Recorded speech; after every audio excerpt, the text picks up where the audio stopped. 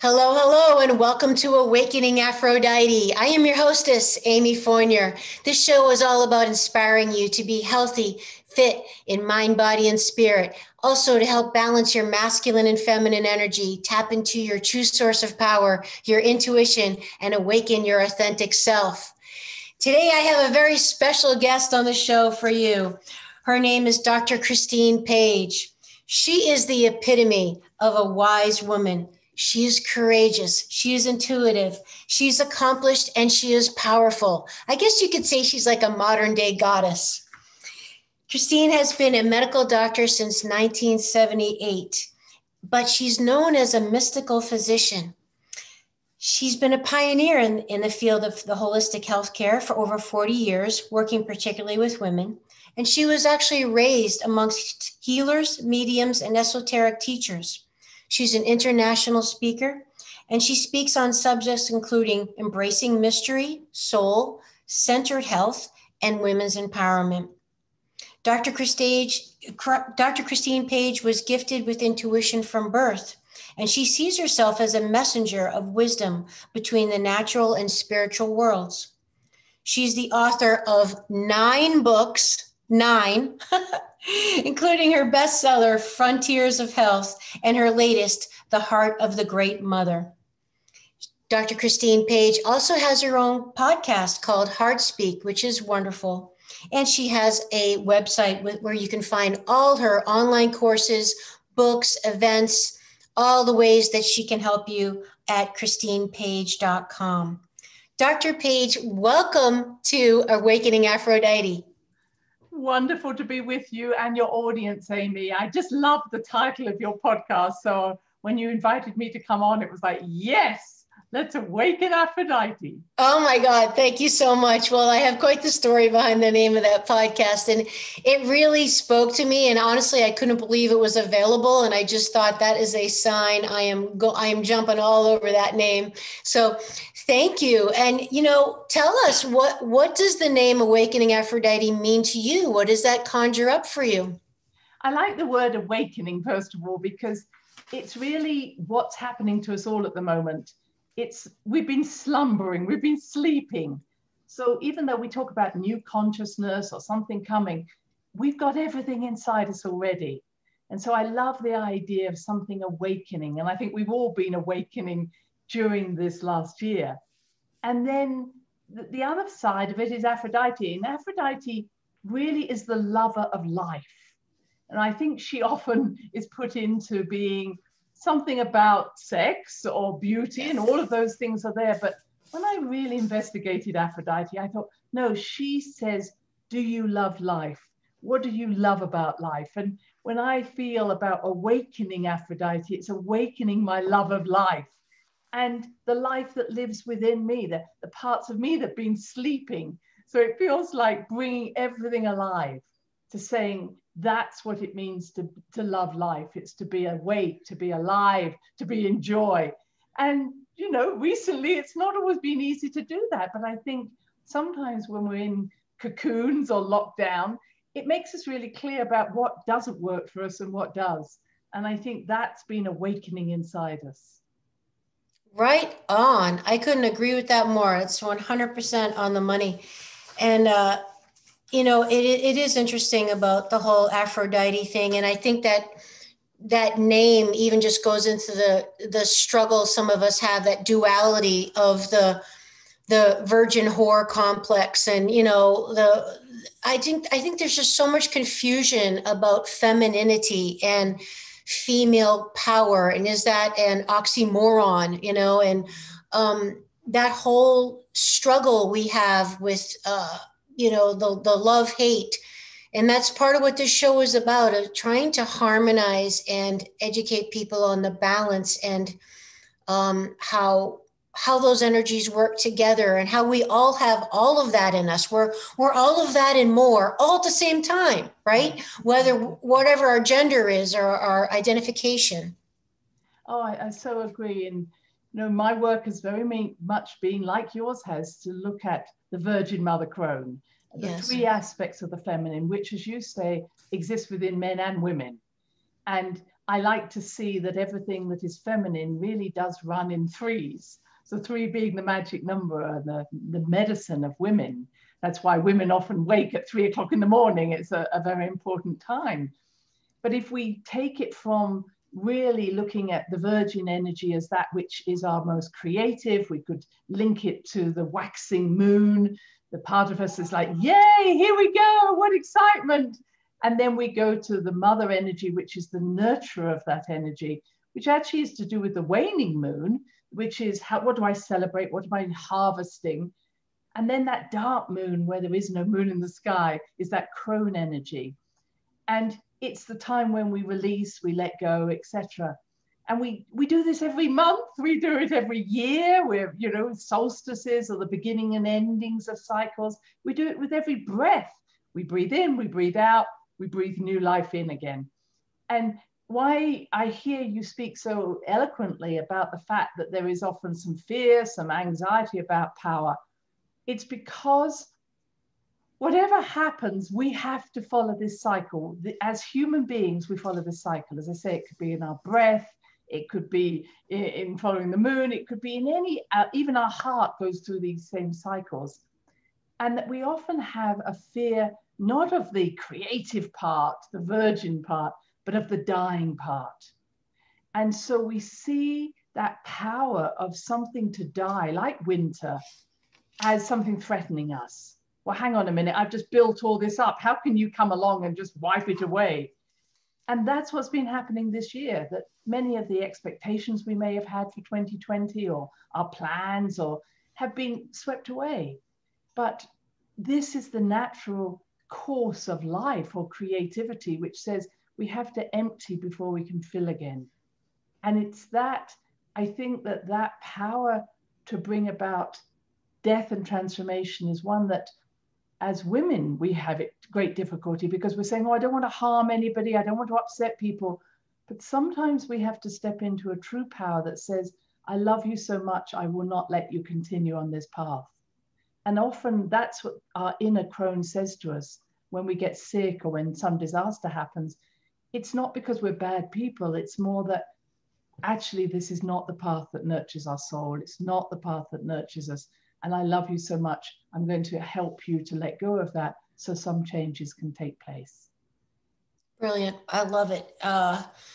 Let's step back for our friends listening. And can you explain to us what the 3 phases of the feminine are? The virgin, mother, crone. So as I mentioned, the virgin is the creative side. So that's why I aligned it to this waxing moon. We see the light of the moon getting brighter and brighter and brighter. For women, it can be what we call the estrogen or the estrogen phase. But it's there in all of us. So if you do start to want to follow these phases, then watch after the new moon and say, wow, this is my most creative time, whether you're a man or a woman. It leads you up to that full moon. So often we feel inspired by new projects. In other words, you should never start a new project just before the new moon. It's not going to have the right energy. It's also the intuitive energy of excitement. So sometimes you get up in the morning, hopefully you do, and you go, wow, I'm going to do this. So it's that new, fresh, innocent, wow, that's what I'm inspired to do. And then that second phase is the mother phase, which, in mythology, we often say we like the mother phase. So if someone said, what does it mean to be a woman, let's say, or the feminine energy, we often relate it to the mother energy. So it's almost the best known energy. So that mother energy is what nurtures us, taking care of others.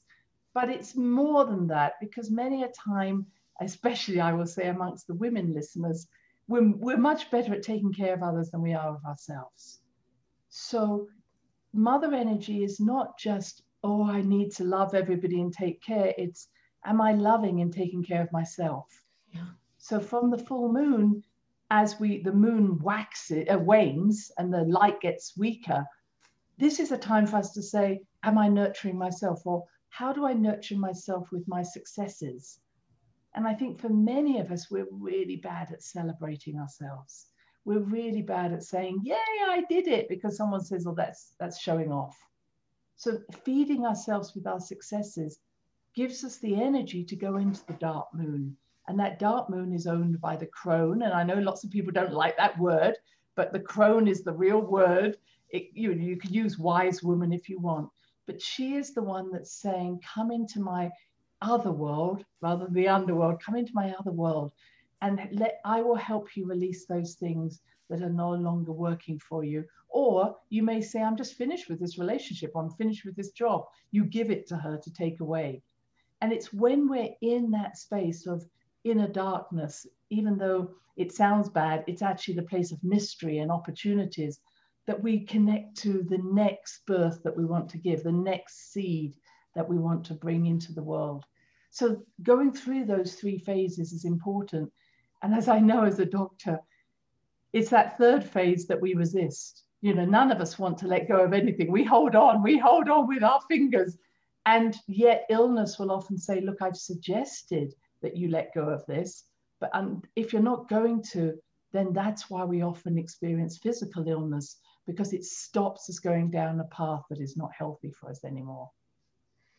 Okay, there's a lot I want to get into with that, but I just have to say, didn't you also personally have an experience just like that? I've had a few experiences like that, and we often call them dark nights of the soul. Mm-hmm. And I want to say that because, yes, I've had breast cancer, and yes, I've lost, you know, a lot of, I shouldn't say lost, but a lot of my family have passed over. In fact, I have more people over there than I do here.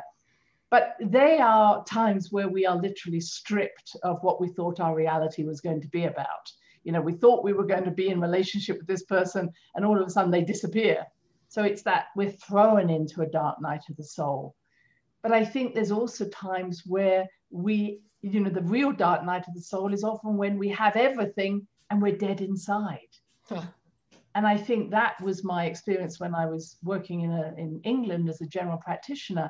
I had a lovely life. I had everything I wanted, but I was dead inside. And why was that? Because I needed to let go. But I'm sure if any of you have been there, you can't make sense of it, you see. So what we naturally do is we think, oh, it must be a problem outside us. You know, how could it be anything wrong with me? So, you know, what I did was reorganize our clinic. You know, I thought in other words, what does that mean that I'm dead inside? It meant I had no joy. I'd lost the curiosity. I'd lost the excitement. We could call it depression, but I wasn't depressed. That's why often people, when they go to a doctor or someone and they say, oh, I'm feeling I'm dead inside or depressed, they put on happy pills. But actually, what I needed someone to say is, wow, lucky you, you're about to enter the dark moon of your soul, or you're entering into the dark inner self. As someone mentioned, it's, you know, the word is actually that we get compressed. It's almost like nothing outside is working for us anymore. Now, did that mean it wasn't working? It wasn't bringing me enjoyment. It wasn't bringing me excitement. It wasn't doing anything for me. So I'm not going to say my world had collapsed. I had everything, but I was dead inside. And I think that was really saying, Christine, this, you may think you're on the path, because when we go into general practice, it was like being in a marriage. So you do it for the rest of your life.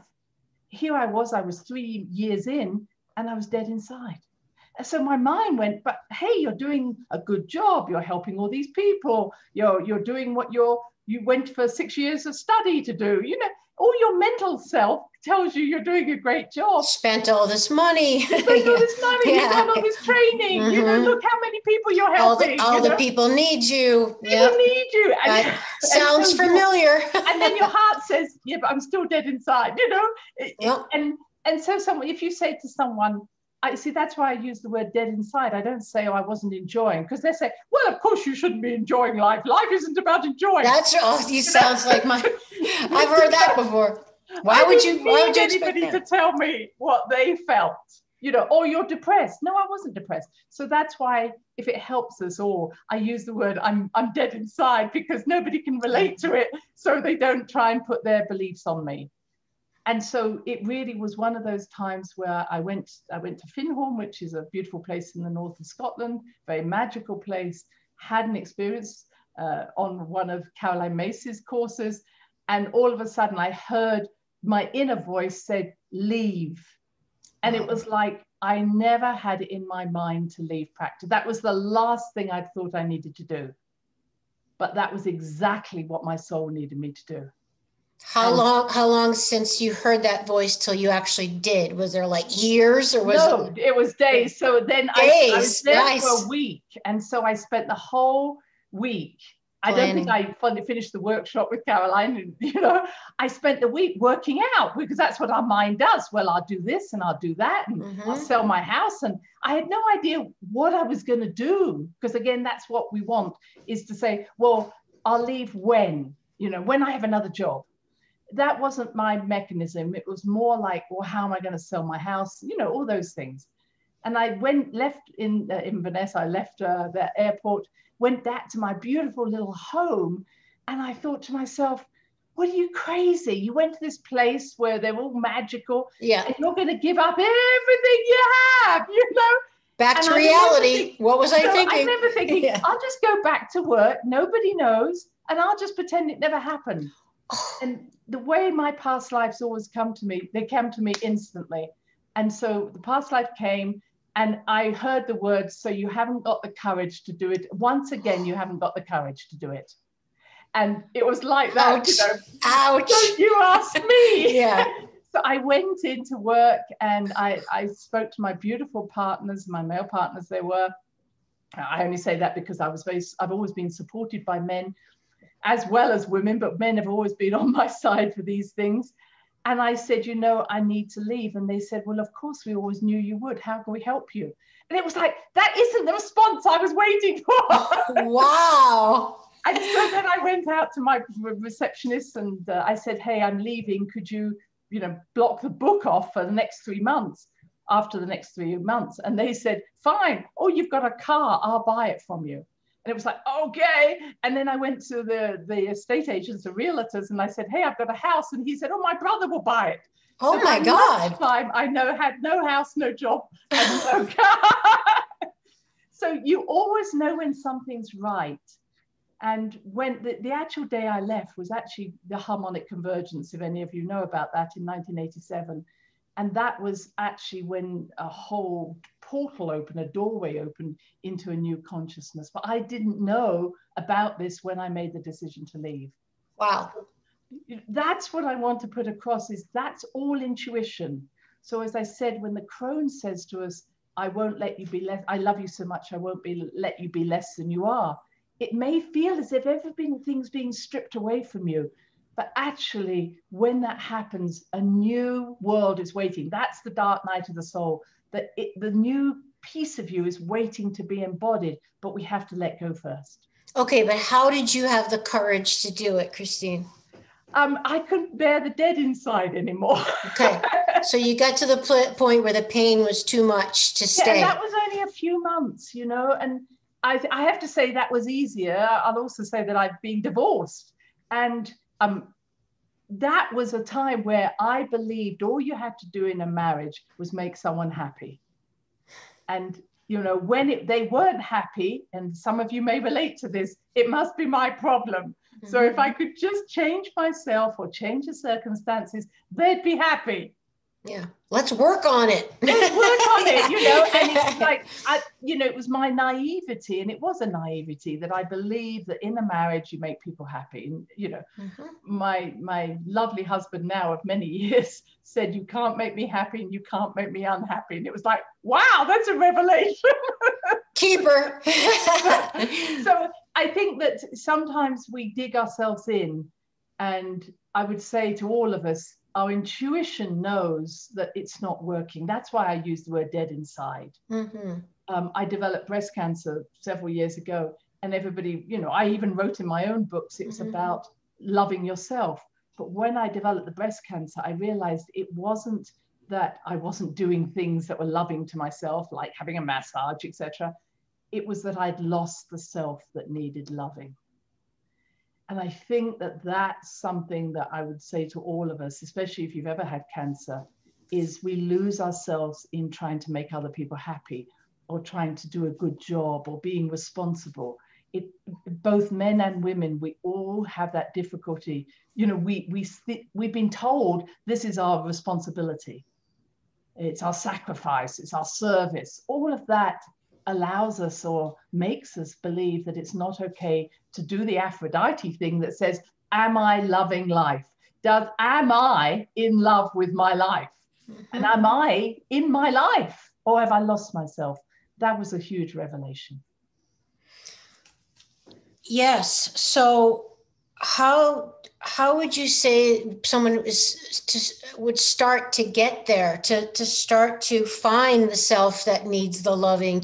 They don't even know who they are. They're so lost in their identity of being the mother, the wife, the employee, the daughter, the whatever. You know, they just don't even know who they are. How do they find who they are to find the self to love? I think, Amy, you know, the very question you ask is the right question to say, are you lost? I mean, the very fact that you might even consider you're lost, that's a starting point. Because most times someone will, you know, say to me, won't even ask, you know, will say, I've got a great life. And so I say, okay, so what do you do for pleasure and fun? And they go, oh, what do you mean pleasure and fun? So they're just simple questions like, do you actually, are you working so hard that you never have fun or pleasure? Do you even know what they are? Again, I have to be very careful when I say things like, do you nurture yourself? Because I know there are people listening who will go for a massage or do something, but they're still in their heads. And Absolutely. I can do that. I can be lying on that massage table and I'm thinking. All it is an item to check off your list. That's a check off list. Absolutely. Oh my God. Yeah, got the massage. Next. Yep. Laying in bath. That's it. And then the other thing I can do is I will go for a massage and end up taking care of the person who's massaging me. Oh my God, story of my life. Yes. Yeah. You know, and it's like, actually, did that nurture me? So sometimes just asking that question, was I being nurtured? Because as I say, one of the hardest things is for us to receive. Often it's about giving. So the very fact I receive is the I exists, you know? And so I'm not, you know, a lot of the energy that, if your listeners know about the chakras, this is the solar plexus chakra. You know, it's so much about, do I please people? And 85% of people who develop cancer are nice people. You know, we please other people. We don't want to cause upset. But that pleasing of others is the way of losing ourselves. And so where are we, and why do we do it? Because maybe we're fear of the repercussions if we don't. So many a time, you know, we will experience the repercussions and we'll end up saying, actually, it wasn't worth it. So at the solar plexus, when we know we are strong inside ourselves, we say, I feel okay, and I'm not affected by your criticism or your approval. That's the power of the solar plexus. And that's the area of the body that's leaking so much power for so many women. Yeah. But how do they even begin to develop that? Because, I mean, you hit the nail on the head. Until you're strong in your own core, you can't withstand the criticism coming at you or risking somebody not approving of your decisions. Just hurts too much. So then you don't do those things that you really want to do. That's right. So it's going to be small steps. And I think, you know, every time you say, how do we do it? Is that recognition, I'm doing it, is the first step. Okay. It's like, oh my God, I'm a pleaser.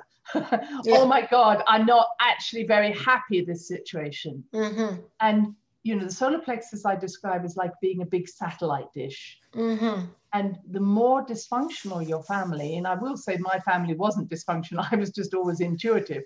So that more dysfunctional your family, in other words, where there's anger, abuse, addiction, etc. Of course, what you're going to do is use your satellite dish to read everybody in order to stay safe. And that becomes a habit. So that I, as an intuitive, I said to myself, wow, I can read anybody and create the world for them that makes them happy. So because I could do that. But many, many women and men do this, which is, hang on a minute, I'm not just making them happy, I'm making them happy so that I won't get hurt. Yeah, so it's just codependence. It's a codependence, but it's actually a reasonable, it's a survival mechanism. So if the anger was so big, or the overwhelming emotions, because often at the solar plexus, we're like a vacuum cleaner to other people's really heavy dose emotions. We're like, wow, if I can just vacuum clean up your emotions, then phew, everything will be easier. So many a time we use that solar plexus as a means of staying safe. And so what I say to all of us is, first of all, just recognize how psychic you are, because the solar plexus is our psychic center. So when we recognize that, yes, I'm reading people every minute of my day. Yes, I do know people that know about things about the people I'm working with. That's a first step to recognizing, wow, I'm really psychic. But not use that as a, woo, look how psychic I am. It's saying, just because you can pick up on energy, it doesn't mean that you then need to immediately react to that energy, because that's what's happening. You know, I meet someone who's uncomfortable or unhappy, I vacuum clean their energy, and then I fix them. So where in our lives are we picking up on energy and trying to fix people? Because if we can fix them or rescue them, then we can feel better about ourselves. So the ability to just even recognize, wow, I am picking up on energy, is a first start. And then intuition, which is different from being psychic, that says, what is the wisest and most loving thing I can do in this moment? And sometimes it's to say something, sometimes it's by keeping quiet, or sometimes it's by asking a question. I might say to someone, I sense you're not very happy. Am I right? They may say, I'm fine. Well, just back off and, you know, stop trying to fix them. So sometimes we just have to separate away from everybody and not take everything so personally, so we can be more objective and then make better decisions. Yes, I think I love everything you just said. I think the challenge is with people trying to walk that fine line of loving others intensely and wisely and completely, as well as themselves simultaneously. Like, how do we walk that road of doing the wise and loving thing for you, but also the wise and loving thing for me, and sometimes feeling like they might be in conflict? And I would say, this might sound very odd, but actually the only person you can help is you. And I think that when I live an authentic life, when I live a life that nurtures me and takes care of me, I can be more giving to other people, because otherwise it becomes so conditional. In other words, I'm saying, well, I'll do this for you, but this is what I have an expectation of that you will give me in return. So even if we can just understand that real unconditional loving is not giving with conditions. So if I say, you know, I have an expectation attached to my giving, I shouldn't give. So the only way we should give is when it truly is without expectations of a result, or without expectations of something happening. And it's those damn expectations that get us. Plus, what I've realized too is when you're giving with that idea, even if it's subconscious, it's actually the most selfish thing you can do, because Absolutely. You're really giving in order to get your own security. Absolutely. You're Absolutely. giving, yeah, like, and I'm going to say that again for the people listening, because this is a thing I had to hear. You know, we think I'm being so altruistic and I'm being so unselfish and I'll do this for you, kind of sacrificing myself or whatever because I love you. But it's truly being selfish, because what you're really doing is you're trying to secure that person's good feeling for you. So it's out of your own insecurity, that you're trying to get some security by martyring and sacrificing yourself for someone else under the guise of you're doing it for them. Perfect. Perfectly said, Amy. Absolutely. Well, I've lived it. Right. We learn these lessons the hard way, and I'm secure enough not to be ashamed of it, because honestly, I think it's very common, unfortunately, and people don't even know they're doing it. So there's Exactly. one for those of us who feel like they're being selfish. But it's like, well, you guess what? You're being more selfish than you think you are already, out of, you know, what I just said, when you're really sacrificing, but you're really doing it for your own selfish security reasons. So true, so true. And I often use the word manipulation, and I can see people's eyes like, "Oh, I'm not manipulative." And it's like, well, you actually are. You're already projecting onto someone else what you expect them to do. So that's manipulation. It's a barter. You're actually subconsciously bartering, like, I'm going to do this for you, a tit for tat, because I'm securing something from you by me giving this to you. And I think when I use the word manipulation, it is a subliminal. It's not that you don't know what you're doing. It's more like, I'm going to do this. And I think when we talked about women's empowerment, this unfortunately is much more common in women than men. So I think that when women became disempowered, we could say, that empowerment went inside. So women, more commonly than men, will become empowered by, unfortunately, manipulating other people's emotions. Okay. And so can you get into that a little bit for us to understand how that happened and then how we can get out of that? And I also was going to ask you, could you give us a brief synopsis of the history of women that, you know, obviously people that are alive in this generation really don't, we're living in a patriarchal culture and society, but it certainly has not always been that way. And can you just give us somewhat of a brief synopsis of how there's been cycles and where we're at and how that all plays out? Yes, exactly. Love to. And I used the figure about 3,500 years ago. And I've studied many civilizations, and it's not always just 3,500. It could be 3,000 years ago. You know, it's around that period of time that in mythology, you start to see the rise of the patriarchy and the suppression of the feminine.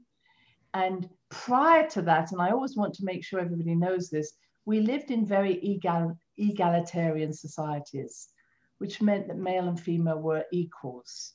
So sometimes people talk about a matriarchal society. We had matriarchal societies in that, but much more commonly was egalitarian. And really, if you go even further back, I mean, we could go 8,000 years back, people like to see us as, you know, barbarians, etc., but we weren't. We were much more in tune with nature. And this is really what happened, was that, you know, 8,000 years ago, we would build our villages within nature. We were more in tune with the earth and the plants and the birds. And what happened when this patriarchal influence came in, we saw our separation from our connection to Mother Earth, and we developed a sky god, Jehovah, Yahweh, the God in the sky. And it was really that change that made us disconnect from Mother Earth and all that she offers, which is also the creative energy. And we then created much more hierarchies, the idea that you have to climb the mountain in order to get somewhere and you can't get there otherwise. So it was a period of time where we, I think more importantly, we didn't only get disconnected from Mother Earth, we also got disconnected from these cycles that I was talking about earlier. And so there was this desire to create something and have it so that basically no crone would come along and knock it down. And so what we've been seeing in this last year, and it's really not completed, is organizations that have set themselves up as the prime examples of expertise. And I think it's gone across the board, whether it's education, medicine, law. We're starting, in politicians, we're starting to say, wow, we thought those people knew what they were doing. They haven't got a clue. And so the breakdown of those structures is very important at this time. So we start to develop more community-minded structures, but structures that relate once again to us and our earth. So we recognize things much more on an earthly level. I hope that helps describe that. Yes. Can you tell us though what happened if most cultures through, you know, thousands of years ago, as human beings, we evolved more egalitarian? What do you know what the big reason was? All of a sudden it went to patriarchal? No, it's not. And what would people say? There's an invasion of the Indo-European people into different cultures. But you know, my understanding, that's why I think it was over a period of time. It really was like not a one-time invasion. It was an incursion of these different belief systems. And I you know, I suppose I could look back at the astrology to say what was going on. I haven't got astrology for that long back, but it feels like something we had to experience. And now we're having that time to get back into more egalitarian societies. Yeah, it's like the pendulum is swinging back now to help bring some balance. I want to see the empowerment of the feminine, I'll say, in men and women. And that's only that the two can walk together. I don't want to see, what, as you know, you've heard me say this, we have a lot of mini men amongst women. Yeah. So, I've watched women become, this is it, to be a woman, it's to be powerful, masculine, intellectual. That's not feminine. That's just like becoming a mini man. And we have so many of them out there who are purporting to be the role model for all women. And so that balance can be found within a man or a woman, that we need to find that balance between intuition and intellect, between our qualities of nurturing and our doing and our being. So it's finding that balance I'd love to see. So what would you say it means to be a woman, Christine? I feel that intuition is high on the list. And I'll say that because I think it's found within that inner knowing, that being able to literally live the life of these three parts of the feminine. And so it is to be inspired, to be connected, to nurture and release. That it is to be a woman. And so for a woman, she has these deep connections to creative power, and that exists within the earth. I call that dragon energy. She has the power to bring about change when it's necessary. And I'm not seeing that in some of there's a tribe down in South America who keeps saying to the women of North America, why aren't you telling your men to stop? Yeah. And I feel that every time the true feminine has stepped forward in the form of a woman, she's the one that has the bigger vision that says, what you are doing is destroying us. And I always say, is what we're doing helping the next 7 generations? Or is it just serving your own little ego? That's the power of women, to have that bigger vision and to be able to say, we are not doing this. And this is why women were often chosen as what they called the grandmothers, because only women knew what it was like to bear a baby to their chest and then have to bury it. So it was only women that decided if we should go to war. It was only women who knew what was worth fighting for. And that's the role I would like to see women stepping up for, not just to say stop, but to say, stop, this is not good for all of us. This is only good for the few. And we have far too much of that going on at the moment, where we're being told it's going to serve the full, to everyone. And truly, it's only serving very few people. Well, that's the great hoodwink going on right now, which is a whole nother story, but you and I are in agreement about that. I mean, it's. Yeah, and I want to say, Amy, sorry, just to complete on that, if a woman every woman has periods. I realize that the one thing every woman does, she has periods for almost 40 years. And so if women understood that when she has her period, that is the time when she's letting go, her ability to die to the outer world and really reconnect to the inner world, her inner world, and then be born with a new idea after the period. If every woman recognized her ability to die to the old and to die to the outer world, she would be in her power. Because the biggest threat that anybody puts upon us at the moment is, you're going to die, especially around COVID. So if I said, well, hang on a minute, I do that every month. What's the big deal? So the more that, that's why I had my dark night of the soul, wasn't so I died to the outer world so I could connect to my inner world. And once I connected to that, it was like, why would I carry on something that isn't nurturing me?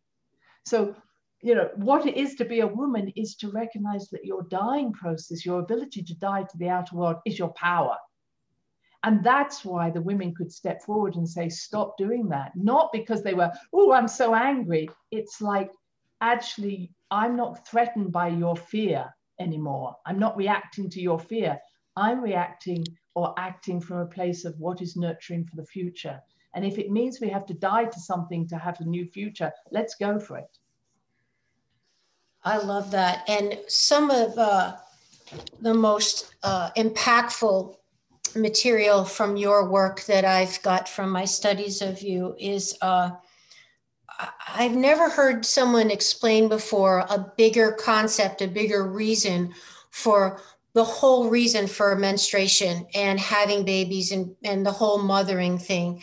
And you were the first person that got me to think about periods and sex and pregnancy, and how it's so sad that in our culture, it's been so tied up with shame and guilt and fear and judgment and embarrassment. You know, periods were considered to be the curse of God from the Garden of Eden, you know, and that we're going to have painful childbirth as punishment for the downfall of man. I mean, Jesus, I should say Jesus, but kind of ironic, but you know, it's just this whole concept that we have culturally of this shame and judgment about our sexuality, and our sexuality being the root to evil and the devil and, you know, to sin. And, Yeah.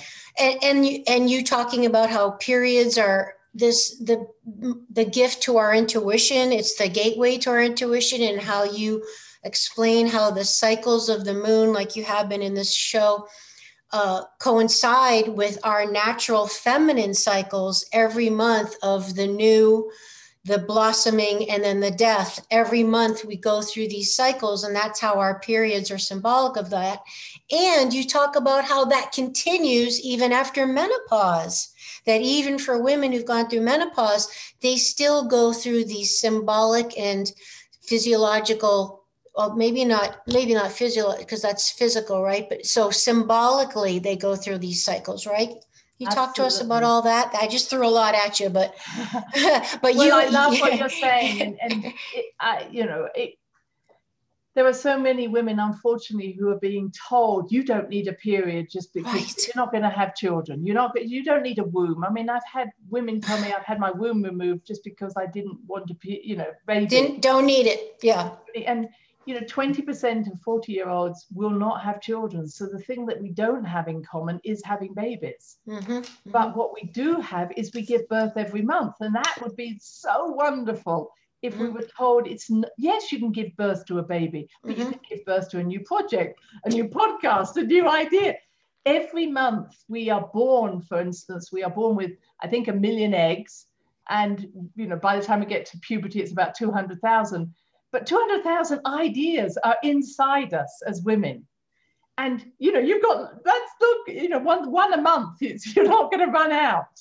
So I always worry when doctors are telling you, you've only got, 10% of your eggs left.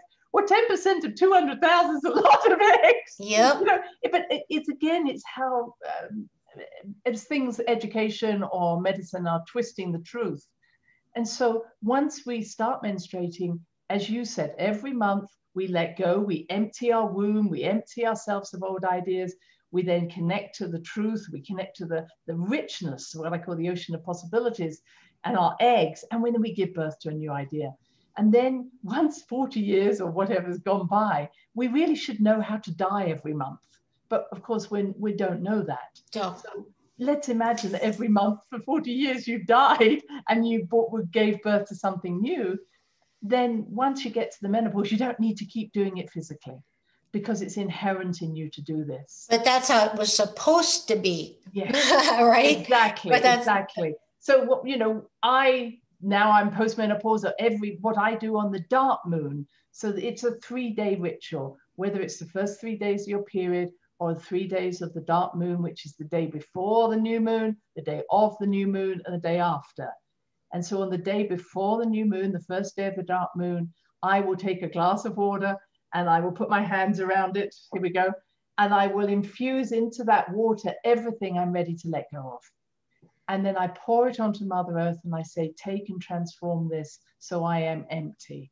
And then on the second day, and this could be the second day of your period or the second day of the dark moon, I allow myself to root into Mother Earth. I nurture myself. And on the third day, I meditate with the idea of drawing up from Mother Earth a new idea that I'm going to give birth to. So we all can do that.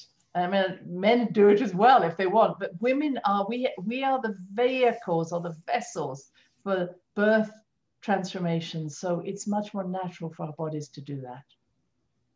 I love that. So, for example, tomorrow happens to be a full moon. Yes, that's, So and that, it's, so you know, then the full what moon we're, is the opposite of that. So I know a lot of, for instance, women and men will say, yay, full moon. But yeah, actually, if you think of the light of the moon being the masculine and the dark of the moon being the feminine, the full moon is almost the epitome or the joyful celebration of our masculine. So the full moon is our time for saying, look what I've succeeded at, look what I've done, yay, look at me. And then the week after the full moon is the time when we really do need to network. This is the fertilization of our dreams. So we share with the world what we've done on the full moon. And then we want to tell everybody about it so that it grows. So this is when to get yourself into social media and it's, yay, look what I've done. And then the week before the new moon, you quieten down and that's not a good time for socializing or putting your new ideas out. see, this is such a beautiful message and one that is so desperately needed, because I feel like the narrative is always about, just get it out there, put it out there, be productive, contribute, be of service. And now, of course, with social media, like if it's not on social media, it didn't happen, right? I mean, people are videotaping everything and putting it out there. How can we as a culture, and particularly as people trying to be more in our feminine energy, kind of give ourselves permission to go into the dark, into the inside, into the step back, into the introspection, and not feel like we have to always kind of be out there and shining our light? I love your example of the light of the moon is the masculine, because culturally we're not encouraged to go within and pull back. And people hate winter, for example, but winter is the season when we're supposed to introspect and go to bed early and stay by the fire and not be out in the sunshine like on the beach. So how can we shift that culturally by starting with ourselves? Well, I would To go say within. thank you, Amy. I think the moon is a great example, and I follow it. Fortunately, where we live here in New Mexico, we have very light night. I mean, in terms of we don't have many clouds. So it's easy for me to watch the moon and go, oh, look where it is. But even if you do have a cloudy night or you're not able to see the moon, just get the app and watch the moon cycle. Now, you can also so that would be what I would say generally. If you want to, first of all, get used to saying, okay, it's a new moon. I've got some new ideas. These next 14 days or 11 days, I'm going to express. And then, ding, here's the full moon. What am I sharing with the world? And then the next week after that, wow, I'm going to get out on social media. But the week before the new moon, quieten down. So even if you just get used to that cycle, if you're also having periods, then start to use that same, it just happens to be 28, 29 day cycle.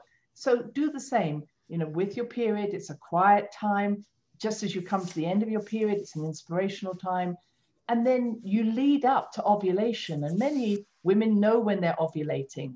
That's obviously, we call it a very fertile time if you want to get pregnant. But you can understand it's also a very fertile time if you want to share your ideas. That's what fertility is. And then again, just before your period, and this is why so many women have PMS, is quieten up. Tell everybody, I'm actually not going to start a new project. This is why women get so ratty before their period, because they need space to reflect, go quiet.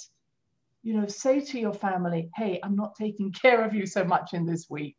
You need to take care of me. And once we start to shift the energy, I tell you, your family will shift with you. I've got many women who are actually telling their husbands or their children, I'm not going to cook for you during the first few days of my period. Because that really, when you are clearing the energy for your family, it's not a great time to be making food, because all they're going to do is start to eat the food with all those old energies that they wanted you to get rid of. So in no indigenous tribe would the men or the children eat from a woman who is is in those first 3 days of her period. And I think that got misconstrued by people thinking it was because it was dirty or yucky or whatever. But in actuality, in ancient cultures, the priests were known to actually drink menstrual blood because it was considered to be a pathway to the divine and have special healing powers. So it got twisted a little bit as to why women weren't allowed to cook and prepare meals for the family, not because it was the opposite. It wasn't because it was dirty. To your point, it was because they respected the fact that the feminine was thought to be the ones that cleared the energy from the family, from herself, from the culture. So it was a time when she needed to do her own internal cleansing. So it was more of a respect, really, for her needs. For her needs. A little bit more, Amy, that the men couldn't clear. That's the fact. You see, the women are the clearers because of our period. So the men were like, oh, please do this clearing for me. Yeah, we're in trouble if you don't do it. Because I can't do it. I can't do it, you know. Yeah. And then the second day is the day when the women connect to the deep power of creation. I mean, this is, you know, whatever. And I'm trying to think, it's not necessarily a Kali energy, but it's the deep power of creation. And this was like a Shakti energy. So that in many indigenous groups, they would say, please don't come anywhere near anything sacred in our life because you will literally break it with your power. Wow. So I know my friends, Native American, it would be, you know, don't hold the chanupa, the pipe, you'll break it. Don't go anywhere. Wow. Close. So they were saying you're too powerful at this time. So the first day is when you're cleansing, but the second day is stay away from anything. And they would say, don't have sex with a man on that day because you literally, if I may say, will deball him, to castrate him. But that's how they all want to go, I think. They all want to die. Yeah, but they don't. You know, that's what, I think at the very beginning you talked about, the fear of women. Men's greatest fear is that they will be taken back into the womb and die. And so that was the act of sex, which was, if you want, because sex for a woman, she is the sexual energy. What is sex? It's the reunification.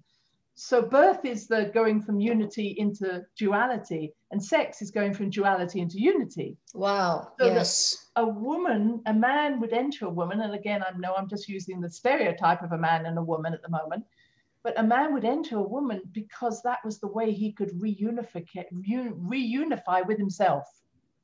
And that's the sexual act, where he would surrender to the woman, and she would take him up her serpentine ladder and have an orgasm, and he would be carried to be in unity with himself, in bliss with himself, and then she would give birth to him after the sexual act. But you see, sex got turned completely around, where a man sets the rhythm of sex. He decides how the rhythm's going to go, whereas what he should do is surrender and allow himself to experience being energetically pulled through her at that time.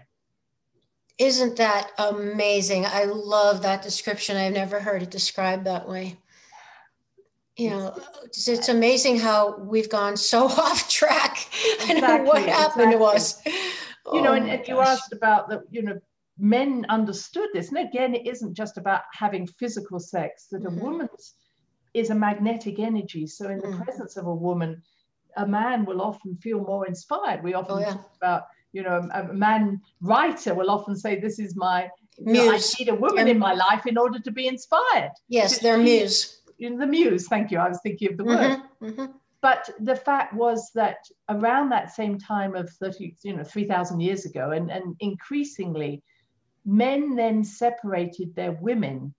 They didn't like the idea that they needed a woman in order to experience their unification. That was one of the other issues. And so they divided their women into whores or mothers. And so that was where you see for instance, the Greeks, the mother figure would have, almost be dressed with a high neck and, showing nothing, but the whore would have, breast showing. And that was really, they said, we will, our mothers, the mother energy of our children, etc., are not defiled. They're pure. This is where Mother Mary came from. But the whore, we're just using her to get what we want.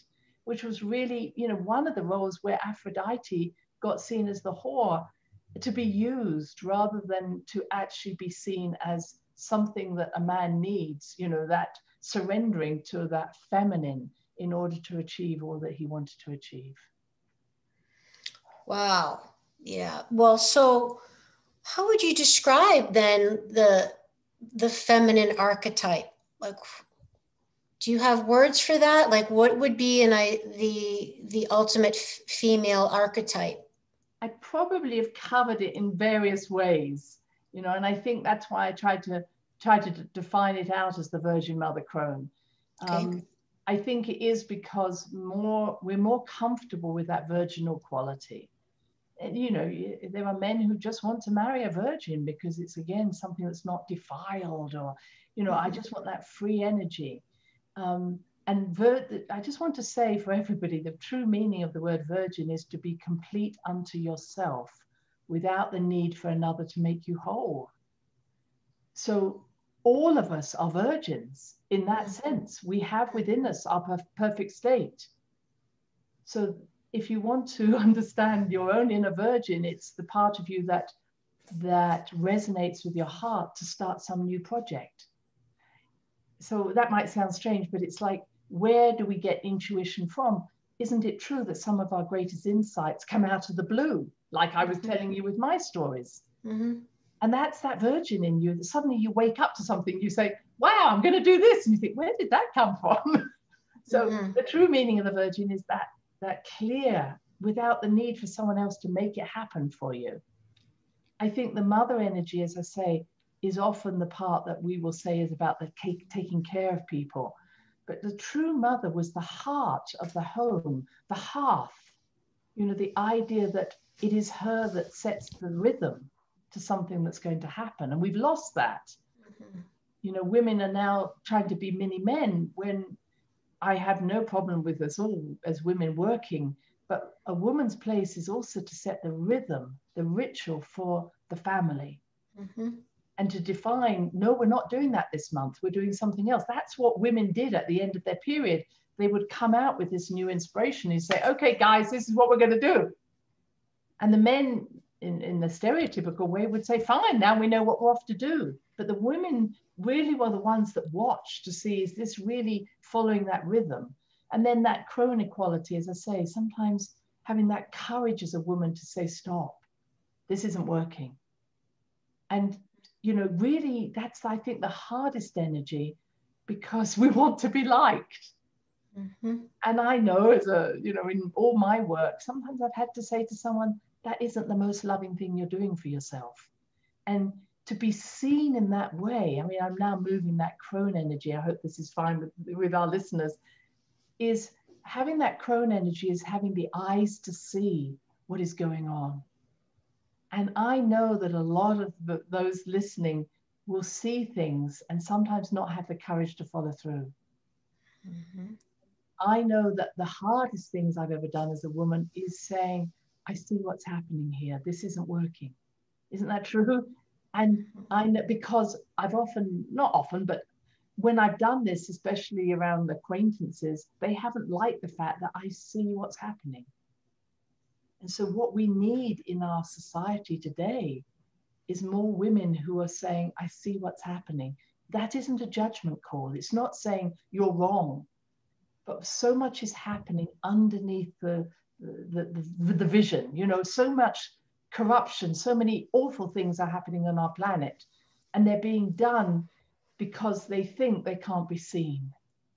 And I feel that the role of women today is to bring to the light, into the light, what is happening in the darkness without judgment, because it only continues because it's staying in the shadows, staying in the darkness. So I gave you another scenario. Yeah, that's fantastic. I love it.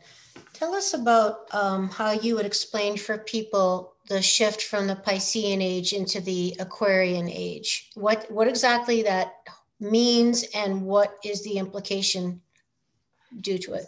Excuse me. Yes. I want to just to clarify what I'm saying there. I'm just going back to my last point. I know that every woman will have seen something going on that was not always, was in the shadows. And it's often hard because you don't feel strong enough or courageous enough to say something. And sometimes it's just in the seeing of it. And even saying, I know what you're doing, is the courage, my friends. So I'm saying that I believe that I've worked with so many women who have had the courage to say, I won't let this abuse carry on anymore in our family. And everybody else has turned their back on this person, but the abuse stopped because they had the courage to say something.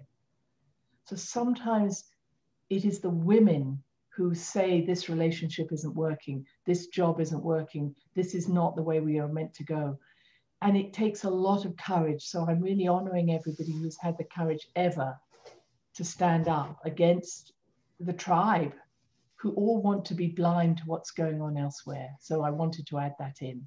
And for those, though, that can't find the courage due to the fact that they start the fear tape of going, well, how am I going to support myself? And what if this, what if sometimes I lose my family? Sometimes it's just the acknowledgement inside yourself. I see what is happening.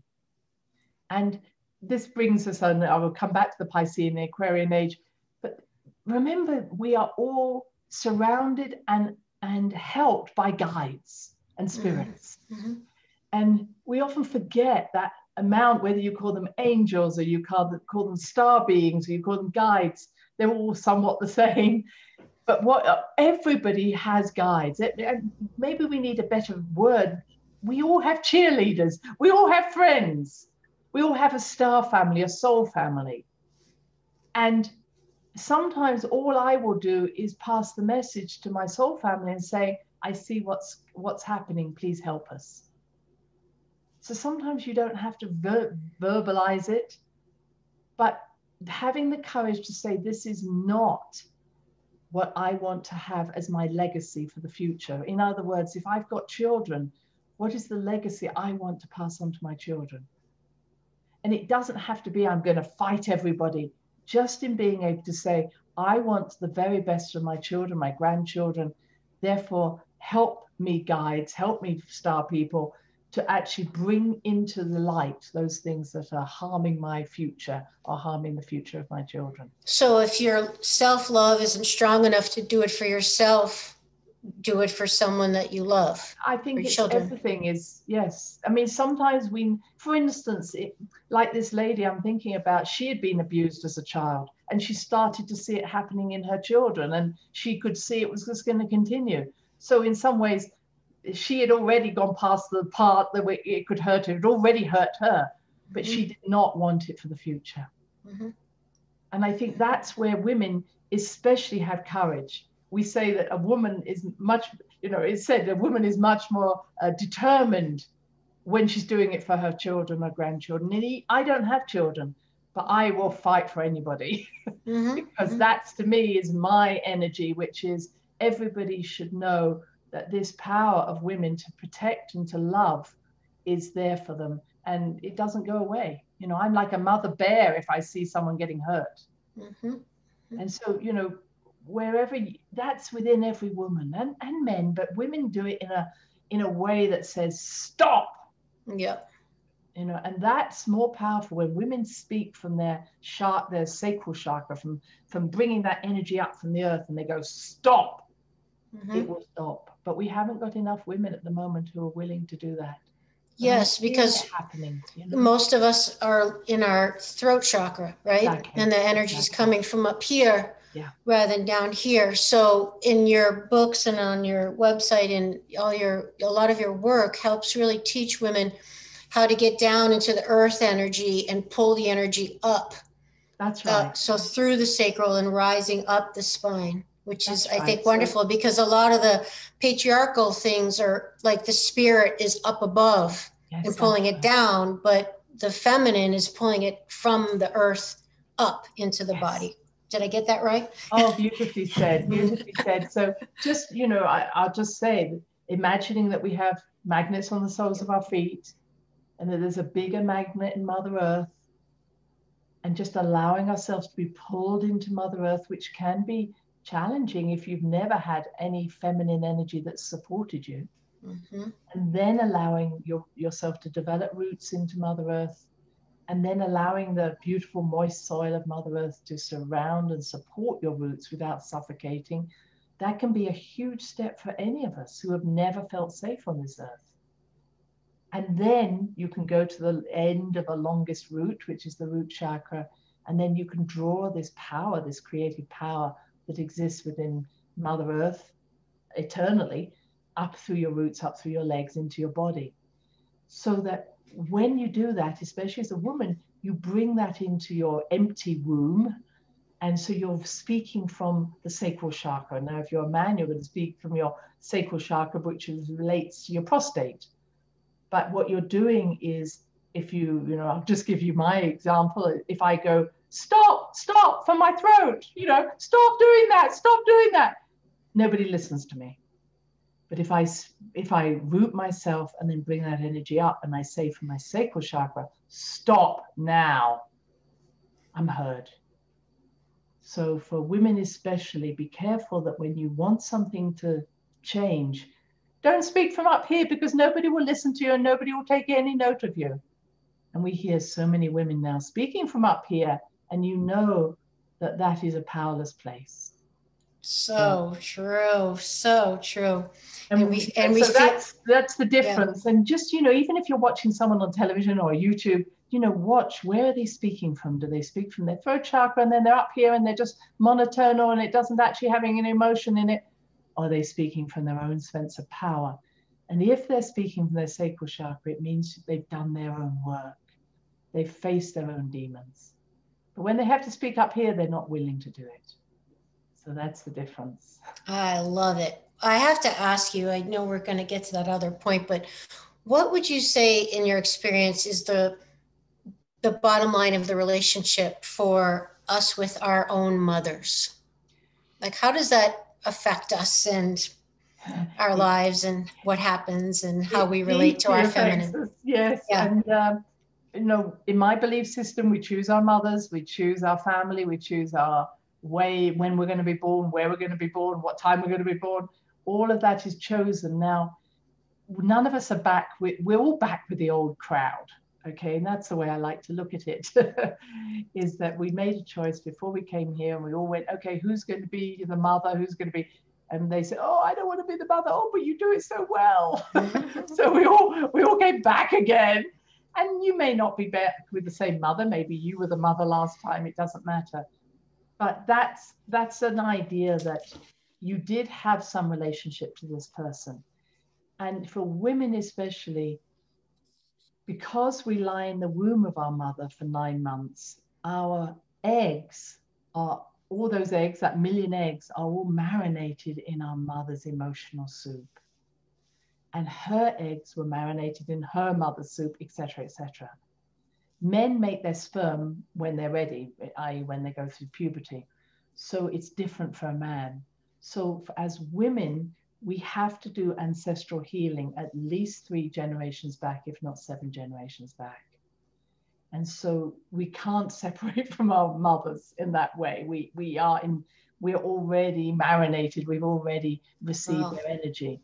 Now, part of the issue is that our mothers supply are the intermediaries between, you could say, our spirit mother and earth mother. And the real role of a mother is to feed the child, both with safety and confidence and food, but to wean them off the breast by the age of 5. And that's what a mother should be able to do, is to say, now I'm putting you onto Mother Earth. This is who's going to supply you with nurturing and support. And that was my role, is to act as that intermediary. But for a lot of people, they don't have that full support and they aren't feeling confident by 5 years, or maybe they were thrown off the breast too quickly.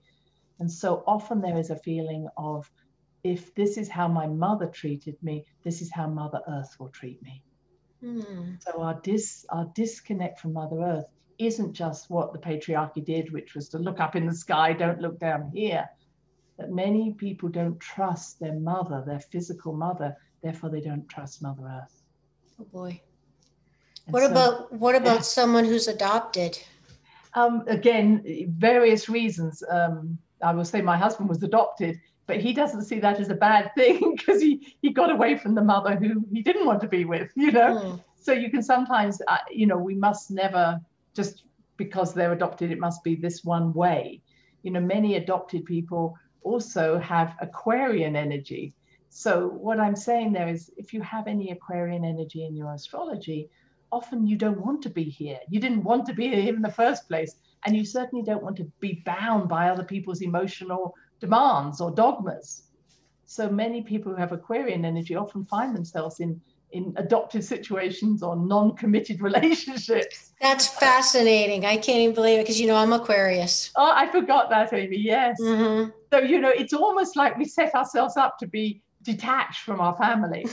So it's like, thank God mother wasn't there, you know, and someone would say to me, I had an absent mother and an absent father. And I go, but you're Aquarian. Of course you did. But why would you do that intentionally? Because Aquarians have a big problem with, they believe, I mean, there are various things, but I'll just stay with the Aquarian. They believe that if they fully embody being on this earth, they will not know their way home. And so they have very strong spiritual connections. And they believe if they fully love being on this earth, they may not know their way home.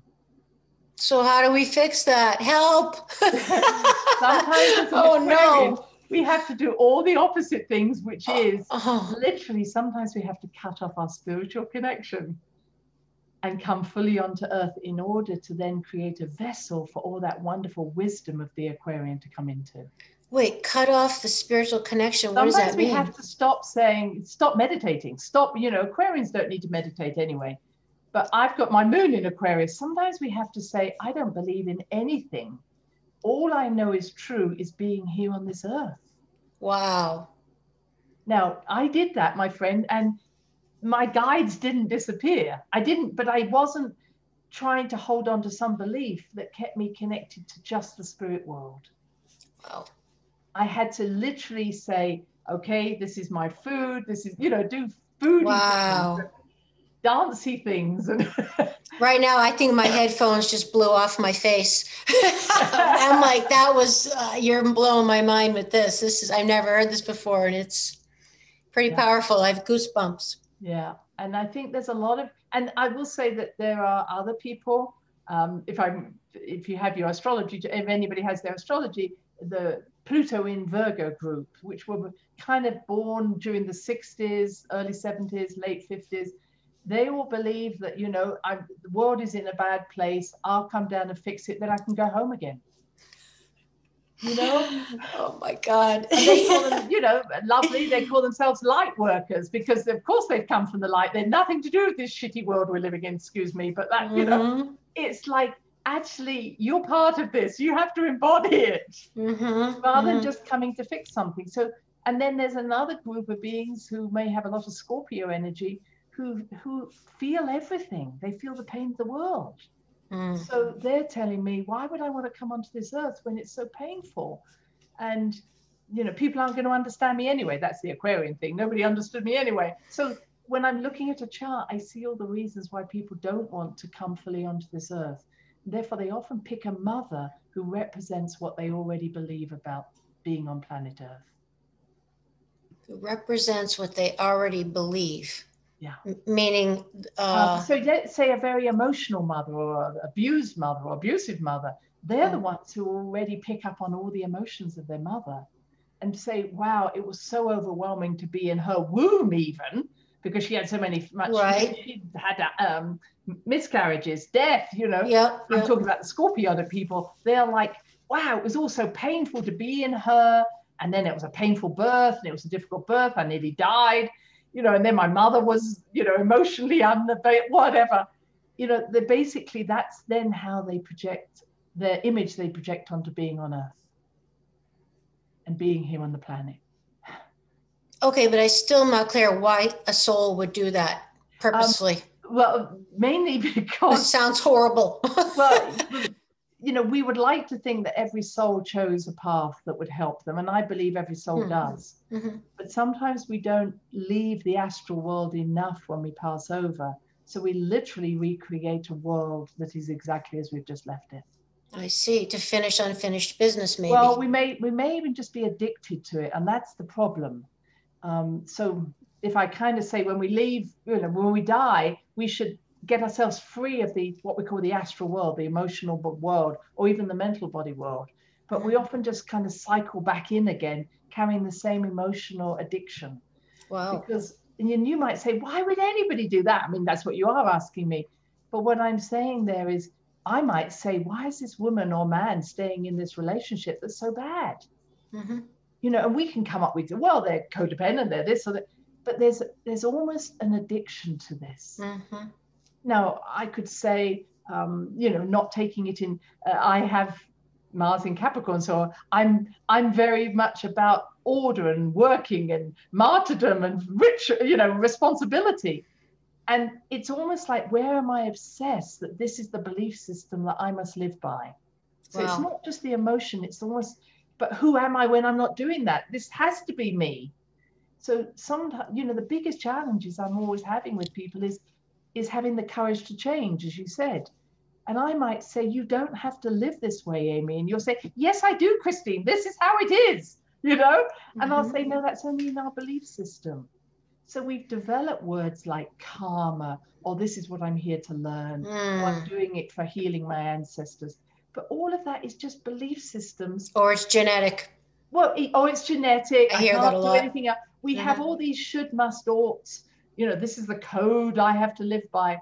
And none of it's true. It's just that it is our belief systems that give us security. Because if I said, Amy, that's not true, you or I might say, oh my goodness, well, what is true? That Exactly. You have to question everything. We're scared of the mystery that I've been talking about, that we enter on that second day of our period, or say, what entering mystery is what we've been in lockdown or in cocooning.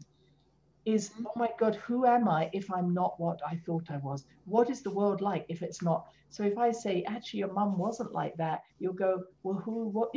We hold on to stories in order to identify ourselves. And that's what needs to die. So entering the mystery ultimately is really entering the feminine. Yes.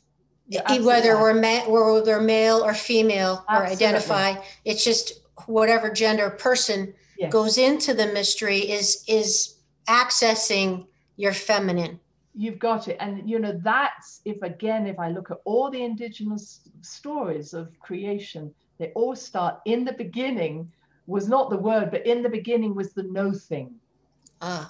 And the sea, and so I call it the ocean of possibilities. Other people call it, the great sea. That's why Aphrodite coming out the sea, being born from the sea, was so significant, because the goddesses were born out of the waters, and the waters were seen to cover the earth, so in the beginning was this watery energy. And that's why, everything comes, we go back into the water, we go back into this ocean of possibilities. And we often call it no-thingness. In other words, there's nothing that's concrete or manifest. It's possibilities are available to us. That's what we go into, as you say, in that mystery is not, the mystery is, wow, look at the possibilities available to me. It's kind of like no thing is everything. Like, exactly. It's nothing, therefore it can be everything. Exactly. It's no one thing. It's just full of nothing yet as yet defined. And as soon as we focus on something, it becomes it. So that's when we focus on a belief and we refuse to say, no, stop telling me it's not real. And I say, well, it's one reality, but actually, if you look over here, there's another reality. Which one do you want? You see, I feel like so many of us get stuck in such tunnel vision. How can we access our imagination? Why have we as a culture lost our whole imaginatory abilities? It really is, we've lost that childlike innocence. Yes. And I could jump around here, but I mean, I worked a lot with children who had past life memories, and they were actually recorded. We knew they were true, but we lose that from about the age of 8 because we have to kind of get fermented in something. And a child, they would tell me a story and then they'd go off to play. They weren't bothered. There's like, here's one story, here's another story, and now I'm in this story. And it's that multidimensional appearance. And I use the analogy you've probably heard of, you know, the men who are describing the elephant. One says it's got a big trunk, Oh, one yeah. says it's got a big leg, and the one under the tail says life is, you know, shit, Yeah. you know. And even if you try to persuade that person to move into, you know, just take one step away from the tail and look at the trunk, they would say, no, I have to stay here. It's my karma. It's what I do. And so what I've worked with the courage to change is how hard it is for us to change. Take that one step. And as you said, use that imagination.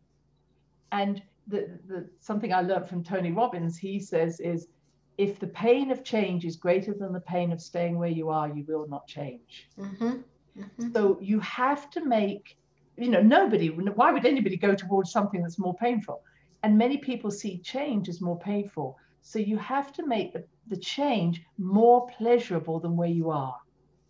So that's when imagination comes in, and you don't have to say, how can I say, if I walk along the road and I just go, I am embodying joyfulness, and I really embody it, not just think it, I'm like, wow, this is a joyful Christine.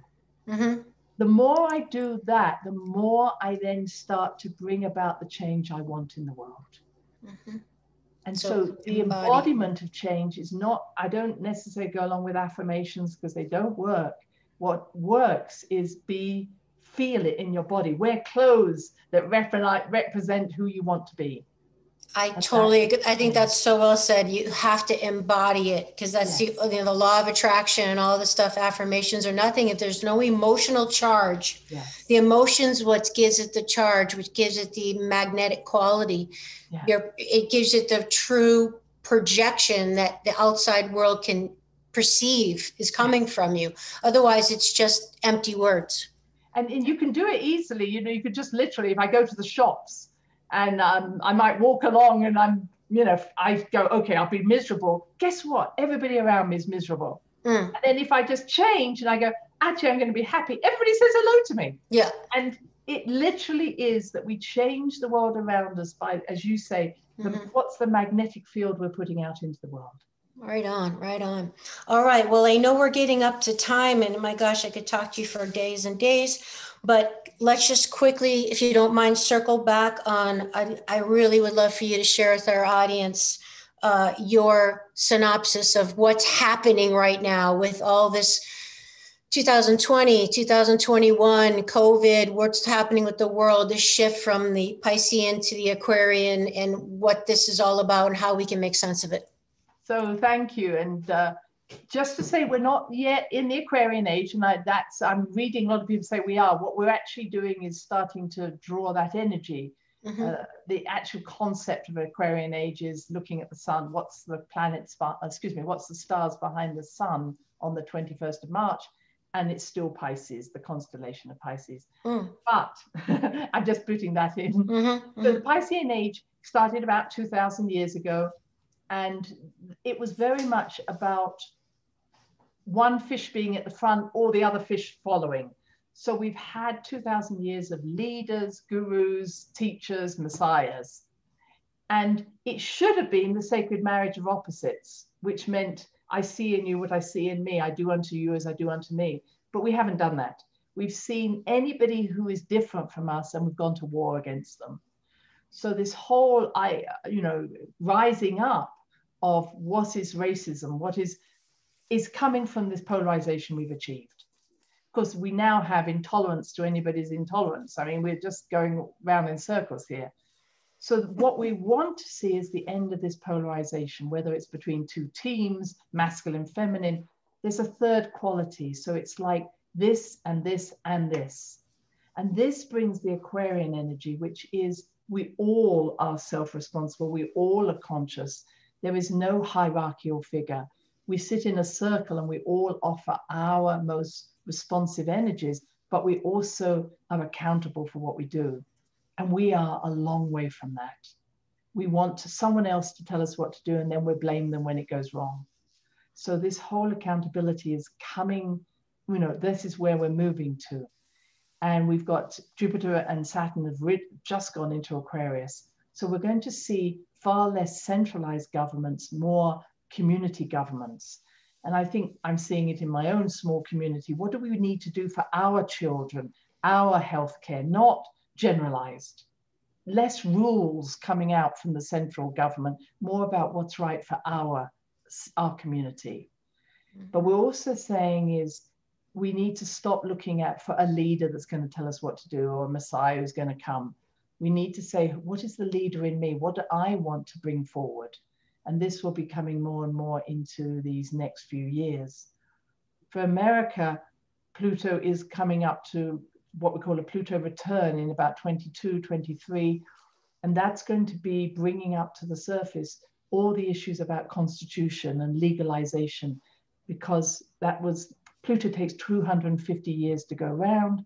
It's coming back to the place where it was at the time of the birth of America. So this will be quite significant. So things aren't going to settle, my dear friends. I'm sorry to say, we're going to see much more change, sometimes revolutionary change, coming up, especially next year. Mm-hmm. But it's not from a place of, it doesn't have to be a war. That would almost be a side. We don't need that. We need to start to say, does this nurture my next 7 generations? Mm-hmm. Is this coming into my own power? What am I willing to contribute, rather than just put my hands over my eyes and hope it will go away? This is a time for being honest with ourselves. And we've all had the chance to look and saying, what does it actually feel to be empowered within me, rather than be empowered by my job I do? Mm-hmm. So the shift that's taking place is that there will be a shift in how we value ourselves, because we are seeing the onset of AI in a much bigger way than we will ever see. And this isn't going to go away. In other words, jobs are going to disappear that a robot can do. And unfortunately, COVID is, part of the COVID pandemic was to allow AI to come in more and more. Mm-hmm. And so I'm saying to all of us, look at what does it mean to be human? What jobs do you do? What is it that makes you human that a robot can't do? And it is about our creativity, but it's also about our compassion, our inspiration, our spontaneity. Intuition. And it's how we treat our elderly, which is appalling, or how we treat anybody. A robot cannot take over the role of someone giving someone a hug or giving someone a kiss. So I feel that we've been told we mustn't do all of this. But once we start to be told what to do and act more like robots, we're losing our humanity. And what we need to do is to bring that humanity in and saying, I'm doing this because I care about our people, not from fear, but from love. And I see love and intuition really coming in over the next few years. Beautiful. Wow. Dr. Christine Page, is there anything else you would like to share with our audience? We've touched on so many things, and there's so much more I even want to get into, but I'm concerned I just want to be respectful of your time. So is there anything else you'd like to share before you tell us how we can find you and people can thank you. And thank you, Amy, for all the work you're doing in a beautiful way. You're bringing forward these ideas and your own wisdom and your own love. I know that's coming over very strongly today. Oh, thank you. As I would say is that one of the things that is important, I talked about being dead inside, and then I spoke about what I needed to find. In each of us is our core values, our core energy that gets us out of bed in the morning or lights our fire. For me, it's curiosity, it's connection, it's feeling joy. So they're not things that I need someone else to do for me. Mm-hmm. It's I love caring for people, but that's something I need other people. I want every one of us to tap in and say, what are the 3 qualities that make me feel alive? Because once we tap into those are the things that will see you through for the rest of your life. And robots can't have them. They're things that are unique to us. So find your uniqueness. And then once you have those, you magnetically express those into the world. And you will naturally bring into your life those things that resonate with the things that bring you joy. Brilliant. So I will just say that thank you for everybody who's listening, watching, and it's been a pleasure. You can find me, as Amy has said, on my own podcast, Heart Speak Podcast, which is on all the different platforms. And also come to my website and go onto my mailing list so you can hear what I'm up to, christinepage.com.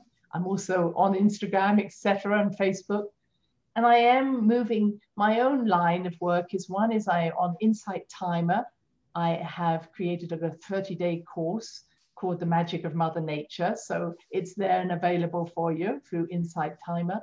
And I'm also moving my work also to bring more connection to the fact that we are nature. So I'm also doing an online course called Embodying Mother Nature, and literally, we are nature.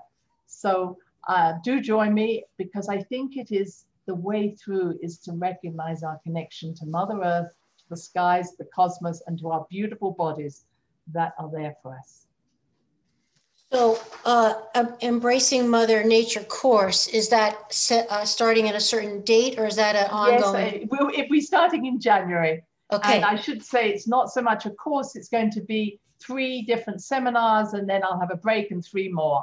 But we're going to be going into understanding ourselves in the mineral kingdom, the planetary kingdom, the plant kingdoms. It's touching into our portals around the world, sacred sites. So it's all the things I've also enjoyed doing. But I believe that the planet here is beautifully set up for us to expand our consciousness and become awakened to who we truly are. Right on. That's great. So that's January 2021 for everyone listening, that course. Thank you. You can find Dr. Christine Page on her website, which is christinepage.com. And all her social media is the same. How convenient for us to remember. And her wonderful podcast, where you can hear her depth of wisdom and her beautiful methodical voice that I know we're all just totally enamored with, on Heart Speak podcast, Heart Speak, which is, I love that name. So thank you so much, Christine, for being on Awakening Aphrodite with me and all of our listening audience. Thank you, Amy. It's been my great pleasure. Oh, truly. So thank you, everyone, for listening. I really hope you've enjoyed it. And I know you learned a lot like I did. And please check out Christine's website or podcast or courses and all that. And if you enjoyed the show, please let me know by rating it 5 stars. And I'd be ever so grateful if you would write a quick review. Okay, everybody, until next time, I already can't wait to be with you again. And thanks a lot, everyone. Bye-bye.